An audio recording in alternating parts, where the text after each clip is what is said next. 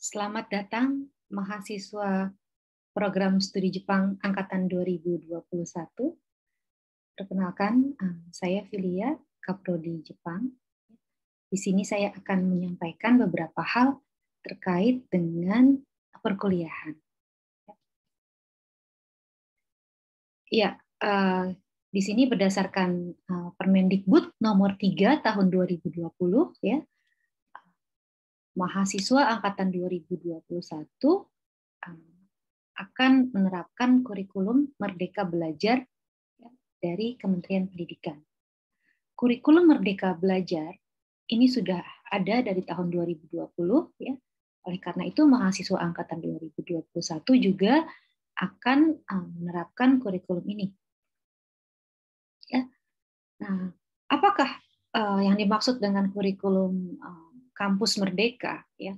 Di sini pada semester 7 dan 8, ya, adik-adik mahasiswa bisa memilih mata kuliah, ya, secara merdeka, dalam arti bisa memilih dengan implementasinya seperti pertukaran pelajar, ya, magang, kemudian juga kegiatan wirausaha. Ya. Ini salah satu contoh dari pelaksanaan Merdeka Belajar. Ya. Nah, setelah kita melihat kurikulum, ya, kita akan melihat bagaimana visi misi program studi Jepang. Ya. Visi program studi Jepang FIBUI adalah menjadi pusat pengembangan ilmu pengetahuan di bidang studi Jepang di Indonesia dengan mengintegrasikan pengajaran, penelitian untuk menghasilkan lulusan yang mampu berpikir kritis dan dalam menghadapi tantangan budaya dan kemanusiaan di abad 21. Nah, untuk misinya, misi Prodi Jepang, ya, menghasilkan lulusan yang profesional, memiliki integritas, mampu berkolaborasi, memanfaatkan teknologi, serta beradaptasi terhadap tantangan perubahan global. Ya. Untuk lebih lengkapnya bisa dibaca sendiri. Ya. Di sini juga ada tujuan Prodi, kan? Masih terkait dengan visi misi yang tadi. Silahkan dibaca. Nah, selanjutnya untuk profil lulusan, ya, capaian pembelajaran, diharapkan lulusan nantinya akan memiliki kemampuan berbahasa Jepang minimal JLPT N3, kemampuan melakukan diskusi kelompok, ya, menyampaikan pendapat, berargumen, berkolaborasi, presentasi, menulis laporan mengenai ilmu studi Jepang, ya, kemampuan berkomunikasi, membangun hubungan sosial, kemampuan mengalihbahasakan teks bahasa Jepang ke Indonesia dan sebaliknya. Ya. Ya, untuk capaian pembelajaran masih terkait dengan hal yang tadi bisa nanti dibaca secara mandiri. Nah, sekarang kita akan melihat sebaran mata kuliah tiap semester. Untuk adik-adik mahasiswa semester 1, ya, pada semester 1 ini nanti ada mata kuliah wajib universitas, yaitu bahasa Inggris dan agama. Ya. Kemudian juga ada mata kuliah program studi, seperti kemahiran berbahasa Jepang 1, praktik komunikasi bahasa Jepang 1, sejarah Jepang klasik, ya, fonologi dan morfologi bahasa Jepang, dan masyarakat Jepang. Untuk semester 1, total SKS yang diambil adalah 19 SKS. Untuk semester 2 dan semester selanjutnya, ya, bisa nanti dilihat sendiri. Ya. Nah, ini tadi yang saya sempat katakan bahwa untuk Merdeka Belajar itu ada di semester 7, ya. Oke. Untuk total mata kuliah yang akan diambil itu jumlahnya ada 144, ya, sudah termasuk dengan Merdeka Belajar. Jadi ada 9 SKS mata kuliah wajib universitas, lalu ada juga mata kuliah wajib fakultas, lalu mata kuliah wajib program studi, ya. Kemudian ada Merdeka Belajar. Ya, totalnya ada 144 SKS. Nah, selanjutnya kita akan melihat pengelompokan mata kuliah program studi Jepang, ya, berdasarkan jenis mata kuliahnya. Ya, sebelumnya seperti yang tadi sudah disampaikan, ada mata kuliah wajib universitas, yaitu bahasa Inggris, agama, dan MPKT. Ada juga mata kuliah wajib fakultas, ya, yaitu dasar-dasar ilmu pengetahuan budaya dan penulisan ilmiah. Masing-masing 2 SKS. Ya. Nanti ada di semester 2 dan semester 3. Kemudian untuk mata kuliah wajib program studi Jepang, ya, di sini untuk kelompok kemahiran berbahasa, bidang bahasa, di sini ada kemahiran berbahasa Jepang 1, ya, sampai kemahiran berbahasa Jepang 5. Ya. Kemahiran berbahasa Jepang 1 ada di semester 1, ya. Kemahiran berbahasa Jepang 2 ada di semester 2, dan selanjutnya, ya, kemahiran berbahasa Jepang 5 ada di semester 5. Jadi selama 5 semester, minasang, adik-adik mahasiswa akan belajar bahasa Jepang. Nah, untuk mata kuliah keilmuan, ya, di sini ada keilmuan linguistik, ada 3 mata kuliah untuk keilmuan linguistik, ya, mata kuliah wajib, yaitu fonologi dan morfologi Jepang pada semester 1, sintaksis bahasa Jepang pada semester 2, semantik pragmatik bahasa Jepang pada semester 4. Ya, masing-masing 3 SKS. Untuk bidang ilmu sejarah, ada 3 mata kuliah wajib bidang sejarah, yaitu sejarah Jepang klasik pada semester 1, sejarah Jepang modern pada semester 2, sejarah Jepang kontemporer pada semester 3. Masing-masing 3 SKS. Untuk mata kuliah susastra, ada 3 mata kuliah, yaitu dinamika kesusastraan bahasa Jepang di semester 3, kajian budaya populer Jepang di semester 4, kajian teks sastra Jepang di semester 5. Untuk bidang masyarakat, terdapat mata kuliah masyarakat Jepang di semester 1, Jepang dalam perspektif teori sosial budaya di semester 3, metode kajian masyarakat Jepang di semester 4.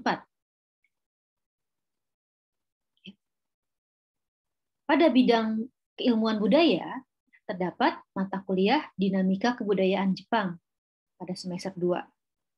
Lalu strategi dan diplomasi budaya Jepang. Ya, mata kuliah ini ada di semester 3. Kemudian ada mata kuliah geografi dan pariwisata Jepang di semester 4. Untuk kelompok keilmuan bahasa terapan, ya, bahasa terapan ini lebih kepada praktik, ya. Jadi nanti ada mata kuliah praktik komunikasi bahasa Jepang 1, praktik komunikasi bahasa Jepang 2, dan ada komunikasi publik, public speaking di semester 3, telaah media massa Jepang, penerjemahan dan penjurubahasaan bahasa Jepang, bahasa dan etika bisnis Jepang. Nah, pada semester 7, ya, di sini mahasiswa akan ada tugas akhir, ya, dulu namanya skripsi, ya, sekarang disebut dengan tugas akhir, ya, TA, disingkat dengan TA, ya. Ini seperti skripsi juga, namun lebih ringkas dalam format jurnal ilmiah, ya. Nah, karena sekarang kita dalam masa pandemi COVID-19, ya, jadi kita melakukan pembelajaran jarak jauh. Ya. Di sini ada emas yang bisa diakses, ya.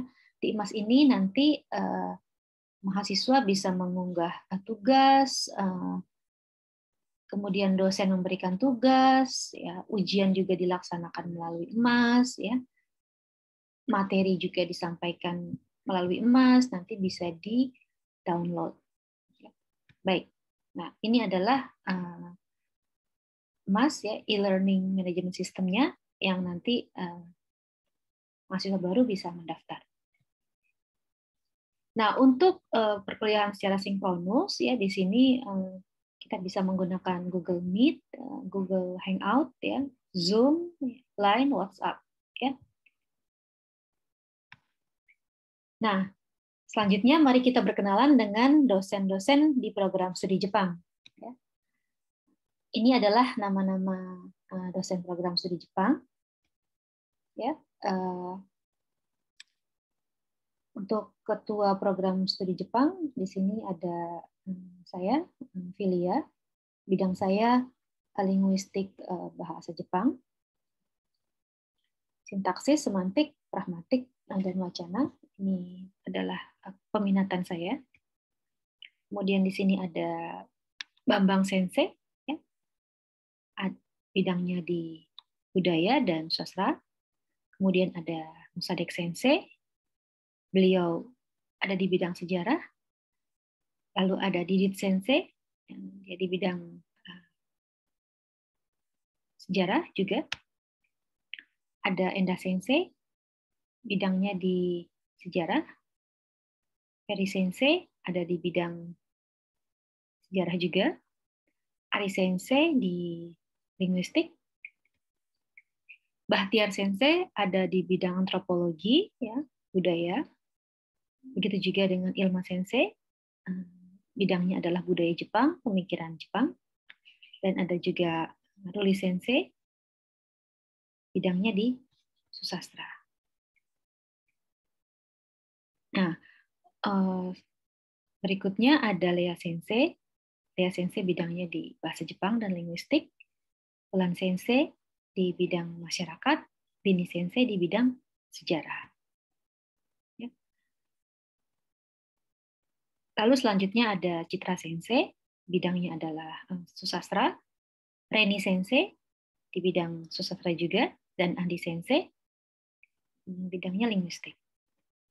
Nah, di sini ada Aldri Sensei, bidang sastra Jepang, dan ada Himi Sensei, bidangnya kajian budaya populer.